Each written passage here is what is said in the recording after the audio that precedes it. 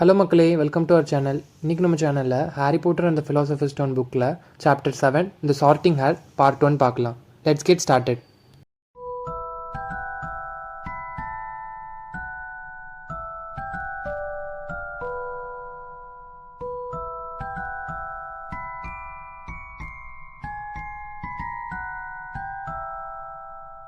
Last பார்ட்டில் ஹாக்ரிட் வந்து எல்லாரையும் அந்த பெரிய ஓக் டோருக்கு முன்னாடி வரைக்கும் கொண்டு போனது வரைக்கும் நம்ம பார்த்தோம். அதுக்கப்புறம் அவர் அந்த டோரை 3 தடவை நாக் பண்ணார். அதுக்கப்புறம் இந்த பாட்டில் அந்த டோர் வந்து திறந்துச்சு. அது அங்கே பார்த்தா ஒரு உயரமான பிளாக் கலர் ஹேர் வச்சுருந்த எமரால்ட் க்ரீன் ரோப்ஸ் போட்டிருந்த ஒரு லேடி நின்றுட்டு இருந்தாங்க. அவங்கள பார்த்தோன்னே ஹாரிக்கு முடிவு பண்ணிட்டான் இவங்க வந்து ஸ்ட்ரிக்டாக இருப்பாங்க அப்படின்னு. ஏன்னா அவங்க ஃபேஸே ஒரு மாதிரி தான் இருந்துச்சு. இவங்க தான் ஃபஸ்ட் இயர்ஸ் ப்ரொஃபஸர் மெகானகல் அப்படின்னு ஹாக்ரிட் சொன்னார். தேங்க்யூ ஹாக்ரிட், நான் இனிமேல் இவங்களை பார்த்துக்கிறேன் அப்படின்னு சொன்னாங்க அந்த லேடி. அதுக்கப்புறம் அவங்க அந்த டோரை இன்னும் கொஞ்சம் திறந்தாங்க. அவங்க எல்லாரும் என்ட்ரன்ஸ் ஹாலுக்கு வந்து ப்ரொஃபஸர் மெகானகல் கூப்பிட்டு போனாங்க. அந்த என்ட்ரன்ஸ் ஹாலே அவ்வளோ பெருசாக இருந்துச்சு. டஸ்லேஸோட மொத்த வீட்டையுமே அதில் அடைச்சிடலாம், அந்தளவுக்கு பெருசாக இருந்துச்சு. அந்த ஸ்டோன் வால்லலாம் வந்து கிரிங்வாட்ஸில் வந்து டார்ச் தொங்க விட்டுருப்பாங்க இல்லையா, அந்த மாதிரியே இருந்துச்சு. சீலிங் வந்து ரொம்ப பெருசாக இருந்துச்சு. அதுக்கப்புறம் அந்த படிக்கட்டுலாம் வந்து மார்பிளில் வந்து செஞ்சுருந்தாங்க. இந்த ஸ்டோன் ஃப்ளோரில் வந்து ப்ரொஃபஸர் மெகானகலை ஃபாலோ பண்ணி எல்லாரும் போயிட்டு இருந்தாங்க. அவங்களோட ரைட் சைடு டோர்வேல வந்து நிறைய ஸ்டூடெண்ட்ஸ், நூற்றுக்கணக்கான ஸ்டூடெண்ட்ஸ் வந்து பேசிக்கிட்டு இருக்க மாதிரி சவுண்டு கேட்டுச்சு. ஆனால் வந்து ப்ரொஃபஸர் மெகானகல் வந்து அவங்கள அங்கே கூட்டிகிட்டு போகல. அது பக்கத்தில் இருக்கிற ஒரு எம்டி சின்ன சேம்பருக்கு தான் கூப்பிட்டு போனாங்க. அங்கே வந்து எல்லாரும் க்ரௌடடாக வந்து இந்த ஃபஸ்ட் இயர்ஸ்லாம் நின்றுட்டாங்க. உங்களை நான் ஹாக்வர்ட்ஸுக்கு வரவேற்கிறேன். இன்னும் கொஞ்ச நேரத்தில் உங்களோட டேர்மோட ஃபஸ்ட்டு விருந்து ஸ்டார்ட் ஆகிடும். நீங்கள் எல்லோரும் கிரேட் ஹாலுக்கு போய் உங்கள் சீட்டை பிடிக்கிறதுக்கு முன்னாடி உங்களுக்கெல்லாம் சார்ட்டிங் செரமனி நடத்தணும். அதில் தான் தெரியும் உங்களோட ஹவுஸ் எதுன்னு. இந்த ஹாக்வர்ட்ஸில் நீங்கள் இருக்கிற வரைக்கும் உங்களோட ஹவுசஸ் தான் எல்லாமே. உங்களோட கிளாஸஸும் உங்களோட ஹவுசஸ் வாரியாக தான் அலாட் பண்ணப்படும். அது மட்டும் இல்லாமல் உங்களோட டார்மெண்ட்ரிஸும் உங்களோட ஹவுசஸில் தான் இருக்கும். அது மட்டும் இல்லாமல் நீங்கள் வந்து உங்களோட ஃப்ரீ டைமுமே உங்களோட ஹவுஸ் காமன் ரூமில் தான் ஸ்பெண்ட் பண்ணுவீங்க. இங்கே ஹாக்வர்ட்ஸில் 4 ஹவுசஸ் இருக்குது: கிரிஃபண்டோர், ஹஃபில்பஃப், ரேவன்க்ளா, ஸ்லிதரின். ஒவ்வொரு ஹவுஸுமே அதுக்குன்னு தனித்துவமான ஹிஸ்ட்ரியும் அதுக்குன்னு தனித்துவமான பண்பையும் கொண்டு இருக்கு. ஹாக்வர்ட்ஸில் நீங்கள் வந்து நல்ல விஷயங்கள் பண்ணிங்கன்னா உங்களுக்கு உங்கள் ஹவுஸுக்கு பாயிண்ட்ஸ் ஏறும். இல்லை நீங்கள் ரூல் பிரேக் பண்ணிங்கன்னா உங்கள் ஹவுஸ்க்கு பாயிண்ட்ஸ் வந்து குறையும். At the end of the year எந்த ஹவுஸு அதிகமான பாயிண்ட்ஸ் வச்சுருக்காங்களோ அவங்க தான் ஹவுஸ் கப்பை ஜெயிப்பீங்க. நீங்கள் எந்த ஹவுஸ்க்கு போகிறீங்களோ அந்த ஹவுஸ்க்கு நீங்கள் பெருமை தேடி தருவீங்க நான் நம்புகிறேன். இந்த சார்ட்டிங் செரமனி வந்து எல்லோரும் முன்னாடி நடக்க போகுது. ஸோ அதனால் உங்களை நீங்கள் ஒழுங்குபடுத்திக்கோங்க இந்த வெயிட் பண்ணுற டைமில் அப்படின்னு மெகானகல் சொன்னாங்க. அப்போ வந்து ரான் வந்து அவனோட நோஸை வந்து தொடச்சிட்டு இருந்தான். அதுக்கப்புறம் ஹாரி வந்து அவனோட முடியெல்லாம் வந்து ஸ்ட்ரெயிட் பண்ணிட்டு இருந்தான். நான் திரும்பி வரத்துக்குள்ளே நீங்கள் ரெடி ஆகிடுவீங்கன்னு நான் நினைக்கிறேன், அமைதியாக இருங்க அப்படின்னு சொல்லிட்டு மெகானகல் போயிட்டாங்க. அவங்க எப்படி நம்மளுக்கு ஹவுசஸ்க்கு தேர்ந்தெடுப்பாங்க அப்படின்னு ஹாரி வந்து ரான்ட்ட கேட்குறான். அது வந்து ஏதோ டெஸ்ட் வைப்பாங்களாம். ஃப்ரெட்டு சொன்னான் அது வந்து ரொம்ப வலிக்கும்னு. ஆனால் அவன் சும்மா தான் சொல்லியிருப்பான்னு நினைக்கிறேன் அப்படின்னு அவன் சொன்னான். ஹாரிக்கு வந்து இது கேட்டோன்னே ஒரு மாதிரி ஆயிடுச்சு. என்னது டெஸ்ட்டா, அதுவும் ஸ்கூலுக்கு முன்னாடியா, இத்தனை பேருக்கு முன்னாடியா, எனக்கு தான் மேஜிக்கே தெரியாதே, நான் என்ன பண்ணுறதுன்னு அவன் ரொம்ப பதட்டமாக இருந்தான். மற்றவங்களும் கிட்டத்தட்ட அதே மாதிரி தான் இருந்தாங்க. அவன் வந்து எல்லாரையும் சுற்றி முற்றி பார்த்துருந்தான். அவங்களும் வந்து ஒரு டெரிஃபைடான லுக்கில் தான் இருந்தாங்க. யாருமே பெருசாக பேசலை எக்ஸப்ட் ஹெர்மியோனியை விட. அவள் வந்து எவ்வளோ ஸ்பெல்ஸ் கற்றுக்கிட்டா, என்னென்னலாம் கற்றுக்கிட்டா அப்படின்னு சொல்லி விஸ்பர் பண்ணிகிட்டே இருந்தா. அதை வந்து ஹாரி வந்து கேட்கக்கூடாது அப்படின்னு நினச்சிட்டு இருந்தான். ஏன்னா அவன் ஏற்கனவே வந்து ரொம்ப நர்வஸாக இருந்தான். ஹாரி வந்து இந்த அளவுக்கு நர்வஸாக இருந்ததே இல்லை. இதுக்கு முன்னாடி அவன் ஸ்கூல் ரிப்போர்ட் வந்து அவங்க டஸ்லேஸ்ட்டை வந்து காமிக்க வேண்டியதாக இருந்துச்சு. அது என்ன ரிப்போர்ட்னா, அவங்க டீச்சரோட விக்கை வந்து இவன் ப்ளூ கலரில் மாற்றிட்டான். அப்போ வந்து அந்த ரிப்போர்ட்டை வந்து இவன் தான் வந்து சொல்ல வேண்டியதாக இருந்துச்சு அவங்க டஸ்லேஸ்ட்டை.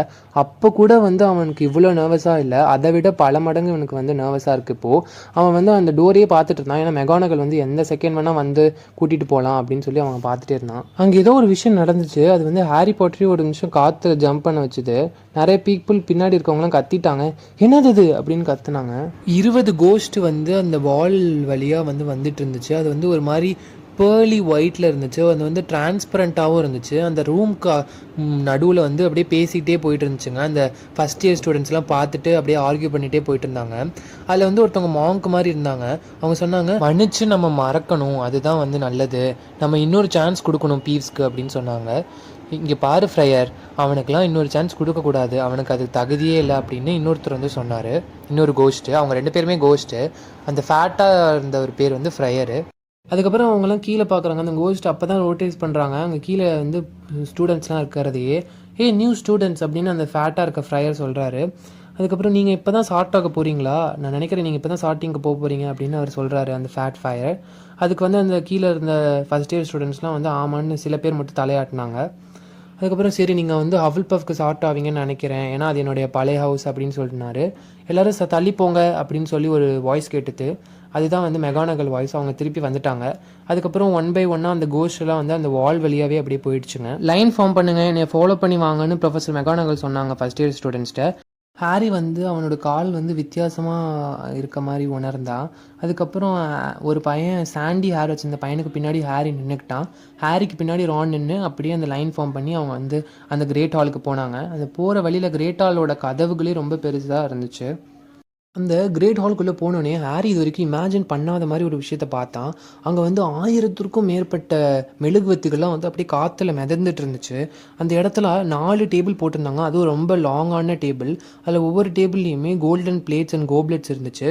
கோப்லெட்ஸ்னால் வந்து குடிக்கிறதுக்கு அந்த கோப்பை மாதிரி வச்சுருப்பாங்க. அதான் அதுக்கு முன்னாடி வந்து கொஞ்சம் டாப்பில் வந்து இன்னொரு டேபிள் இருந்துச்சு. அதிலெல்லாம் டீச்சர்ஸ் உட்காந்துருந்தாங்க. அங்கே தான் வந்து மெகானகல் ஃபஸ்ட் இயர்ஸை கூட்டிகிட்டு போயிட்டு இருந்தாங்க. அதுக்கப்புறம் அவங்க போய் அங்கே நின்னதுக்கப்புறமா எல்லாருமே வந்து இவங்களே பார்த்துட்டு இருந்தாங்க ஃபஸ்ட் இயர்ஸே. அதுக்கப்புறம் ஹாரி மேலே பார்க்கும்போது தான் அவனுக்கு தெரியுது அந்த சீனிங்கே அங்கே தெரிய மாட்டேங்குது. அங்கே வந்து அப்படியே க்ளவுட்ஸாக இருக்குது, வெளியே இருக்க க்ளவுட்ஸ் மாதிரியே அப்படியே க்ளவுட்ஸாக அப்படியே சீலிங் ஒன்று இல்லாத மாதிரி அவ்வளோ அழகாக இருந்துச்சு. அப்போ தான் வந்து ஹாரி ஹெர்மியோனி விஸ்பர் பண்ணுறதை கேட்குறான். ஹெர்மியோனி சொல்லிட்டு இருந்தா இது வந்து மந்திரம் போடப்பட்டிருக்கு, வெளியே இருக்கிற க்ளவுட்ஸ் மாதிரியே உள்ளேயும் இருக்கும் அப்படின்னு சொல்லிட்டு இருந்தா. அப்போ தான் ஹாரி பார்க்குறான், அவங்களுக்கு முன்னாடி மெகானகல் வந்து ஒரு ஸ்டூல் வைக்கிறாங்க. அதுக்கு மேலே ஒரு பழைய விசார்டிங் ஹேட் மாதிரி வைக்கிறாங்க. அது ஒரு மாதிரி ரொம்ப கிழிஞ்சி ஒரு மாதிரி அழுக்காக இருந்துச்சு. அண்ட் பெட்டூனியா மட்டும் இருந்திருந்தாங்கன்னா இதை வந்து அவங்க வீட்டுக்குள்ளேயே சேர்த்துருந்துருக்க மாட்டாங்க அப்படின்னு ஹாரி நினைக்கிறான். ஹாரி யோசிச்சுட்டுனா இதுலேருந்து என்ன பண்ண சொல்லுவாங்க, ஒரு வேளை ரேபிட்டை வெளியே கொண்டு வர சொல்லுவாங்களோ அப்படின்னு யோசிச்சுட்டே இருந்தான். அந்த ஹாலில் இருக்கவங்க எல்லாருமே வந்து அந்த ஹேட்டை பார்க்க ஆரம்பிச்சிட்டாங்க. ஹாரியும் அதை தான் பார்த்துட்டு இருந்தான். கொஞ்சம் செகண்ட்ஸ் கழித்து அப்படியே ஃபுல்லாக சைலண்ட்டாகவே இருந்துச்சு. திடீர்னு அந்த ஹேட் டக்குன்னு மூவ் பண்ணி வாயை திறந்து பாட ஆரம்பிச்சிருச்சு. அது என்ன பாடிச்சுன்னு இங்கிலீஷில் நான் இங்கே கொடுக்குறேன். நான் அழகா இல்லைன்னு நீங்கள் நினைக்கலாம், ஆனால் நீங்கள் பார்க்குறத வச்சு முடிவு பண்ணாதீங்க. என்னை விட அறிவாளியான தொப்பி நீங்கள் கண்டுபிடிச்சிங்கன்னா நானே என்னை தின்னுக்கிறேன். உங்களோட பவுலர்ஸை நீங்களே வச்சுக்கோங்க. நான் தான் வந்து டாலான ஹேட்டு, நான் ஹாக்வர்ட்ஸோட ஹேட்டு, நான் வந்து உங்களுக்கு ஹெல்ப் பண்ணுவேன் சார்ட்டிங்கில். என்கிட்ட இருந்து மறைக்கிறதுக்கு எதுவுமே இல்லை. உங்கள் மண்டையில் நீங்கள் எதை மறைச்சி வச்சுருந்தாலும் நான் கண்டுபிடிச்சிருவேன். என்னை அணிஞ்சு பாருங்கள், உங்களோட ஹவுசஸ் எதுன்னு சொல்கிறேன். நீங்கள் வந்து கிரிஃபண்டோரில் இருக்கலாம், உங்களோட ஹார்ட் வந்து ரொம்ப பிரேவாக இருந்து நீங்கள் ரொம்ப தைரியசாலியாக இருந்தா. இல்லை நீங்கள் ஹஃபில் பஃப்பில் இருக்கலாம், நீங்கள் வந்து லாயல்ட்டியாக இருந்தா. இல்லாட்டி நீங்கள் ரேவன் கிளாவில் இருந்தா, நீங்கள் ரொம்ப புத்திசாலியாக உங்களுக்கு நிறைய அறிவு இருந்தா. இல்லாட்டி நீங்கள் ஸ்லித்தரினில் இருக்கலாம், நீங்கள் வந்து நிறைய ஃப்ரெண்ட்ஸ் வந்து ரியலாக உருவாக்கிக்கலாம். ஸோ என்னை போட்டுக்கோங்க, நீங்கள் பயப்படாதீங்க, நீங்கள் சேஃபாக தான் இருக்கீங்க. நான் வந்து யோசிக்கக்கூடிய ஒரு கேப் தான் அப்படின்னு சொல்லி அது பாடிட்டு இருந்துச்சு. பாட்டு பாடி முடித்தோடனே அந்த ஹேட் வந்து அதே இடத்துல உட்காந்துச்சு. அந்த பாட்டு பாடினதுக்கப்புறம் அப்படியே ஒரு சத்தம், அந்த ஹால்லேருந்து எல்லாருமே அப்படி கை தட்டினாங்க. நான் அவனை கொல்ல போகிறேன் ஃப்ரெட்டை, நம்ம வெறும் அந்த ஹேட்டு தான் ட்ரை பண்ணணும், அவன் எதேதோ சொல்லி என்னை பயமுடுத்திட்டான் அப்படின்னு ரான் சொன்னான்.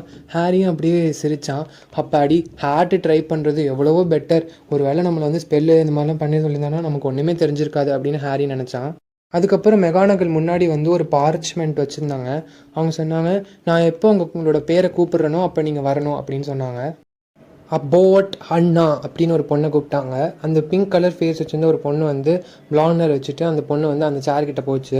அங்கே ஒரு மூமெண்ட் அப்படியே பாஸாக இருந்துச்சு, அந்த ஹேட்டை அவள் தலையில் வச்சதுக்கப்புறமா. அதுக்கப்புறம் அந்த ஹேட் வந்து ஹாஃபில் பஃப் அப்படின்னு கத்துச்சு. அந்த பொண்ணு ஹாஃபில் பஃப் டேபிளுக்கு போச்சு. அங்கேருந்து எல்லோரும் நல்ல கரகோஷம் எழுப்பி அவளை வரவேற்றாங்க. ஹாஃபில் பஃபோட அந்த கோஸ்டான ஃபேட் ஃப்ரையரும் அவரும் வந்து அவரை வெல்கம் பண்ணாங்க. அதுக்கப்புறம் போன் சூசன் அப்படின்னாங்க. அந்த பையனும் போய் உக்காந்தான். அதுக்கப்புறம் ஹஃபில் பஃப்னு கத்துச்சு. அவனும் வந்து அந்த அண்ணா இருக்கா அந்த பொண்ணு இருக்கால அவள் பக்கத்துலேயே போய் உட்காந்துக்கிட்டான். அப்புறம் பூட் டெரி அப்படின்னாங்க. ரேவன் கிளா அப்படின்னு அந்த ஹேட் கட்டுச்சு. அந்த பையனும் அப்படியே ரேவன் கிளா டேபிள் போனால் அங்கே இருக்கவங்களாம் அவனை ஹேண்ட் ஷேக் பண்ணி வரவேற்றாங்க.